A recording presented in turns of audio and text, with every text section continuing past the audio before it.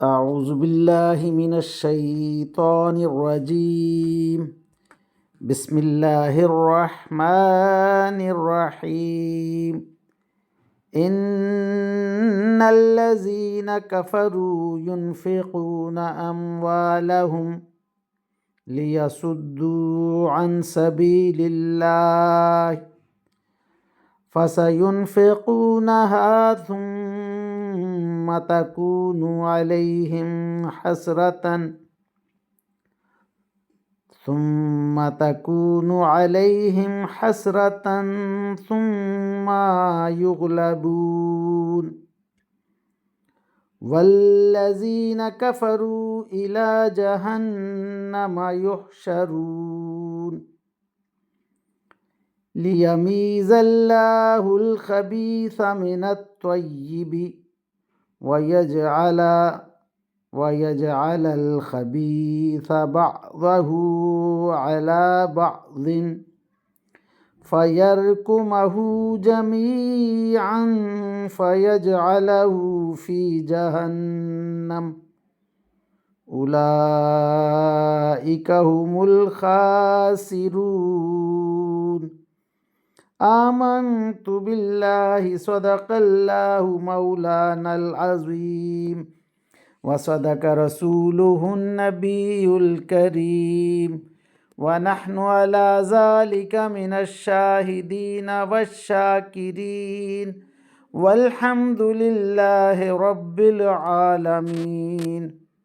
ابھی آپ کے سامنے سورہ الانفال کی آیت نمبر 36 تا 37 کی تلاوت کی گئی۔ انشاءاللہ کچھ ہی دیر بعد عزت مآب راؤ شاہنواز صاحب انہی آیات کا ترجمہ، تشریح اور تفسیر بیان فرمائیں گے۔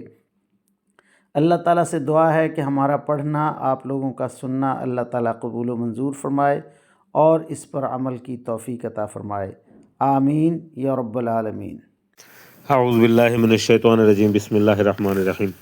ملتان سے شاہنواز تمام دوستوں کو السلام علیکم ورحمۃ اللہ وبرکاتہ۔ دوستان گرامی، آپ کے سامنے سورہ انفال کی آیت نمبر 36 اور 37 کی تلاوت کی گئی۔ اب انہی آیات کریمہ کی تفسیر اور ترجمہ ابن کثیر سے حاضر خدمت ہے۔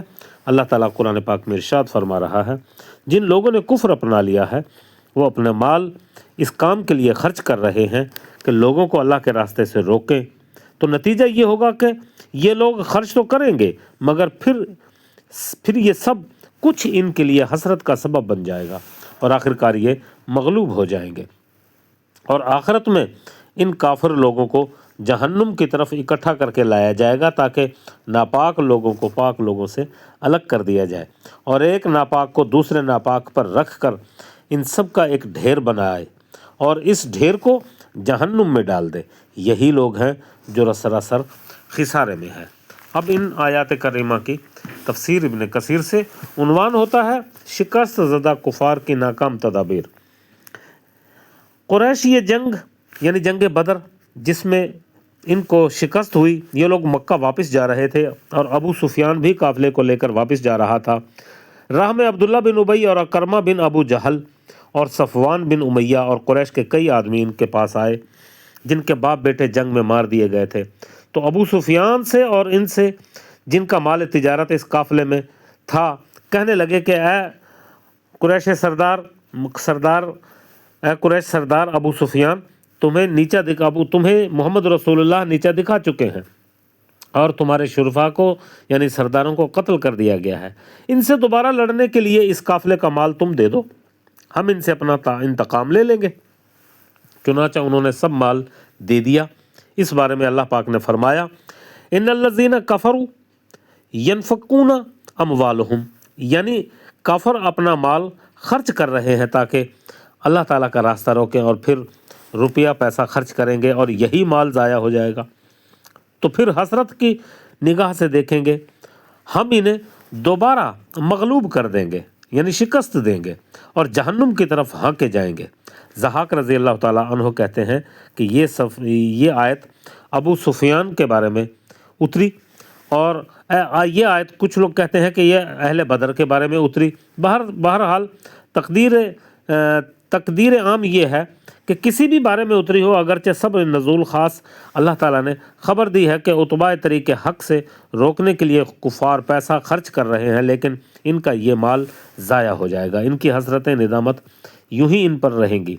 अल्लाह ताला के नूर को बुझाना चाहते हैं, अल्लाह ताला अपने नूर को कामिल करना चाहता है, ख्वाह ये काफिरों को नागवार ही क्यों ना गुजरे। अल्लाह ताला अपने दीन को नासिर और अपने कलमे को गालिब करने वाला है। इनके लिए दुनिया में रुसवाई होगी और आखिरत में आज़ाब दोज़ख होगा। जो ज़िंदा बचा उसने अपनी आँखों से देख लिया और अपने कानों से सुन लिया, कैसी रुसवाई आखिरकार इनकी हुई। अल्लाह अकबर। इब्न अब्बास कहते हैं कि अहले सादात का इम्तियाज़ अहले शकावत से है, मोमिन काफर से मुमताज़ हो जाए, और ये भी मुतहम्मिल है कि इम्तियाज़ से मुराद आखरत का इम्तियाज़ हो। जैसा कि फरमाया, तुम मुशरिकीन से कहेंगे, हम मुशरिकीन से कहेंगे तुम और तुम्हारे शुरका अपनी जगह ठहरे रहो, इनके दरमियान फ़र्क देंगे। और फरमाया कि जब क़यामत होगी तो अलग अलग हो जाएंगे। फरमाया कि ऐ मुशरिको और गुनाहगारों, आज मोमिनों से अलग थलग हो जाओ। और इसका मतलब ये भी एहतमाल है कि इस दुनिया ही में इम्तियाज़ और मकसूद मोमिनों को और काफिरों को बिल्कुल अलग अलग करके दिखा देना है। यानी गुनाह के तौर पर माल खर्च करने के सबब खबीस को तैयब से अल्लाह ताला ने जुदा कर दिया।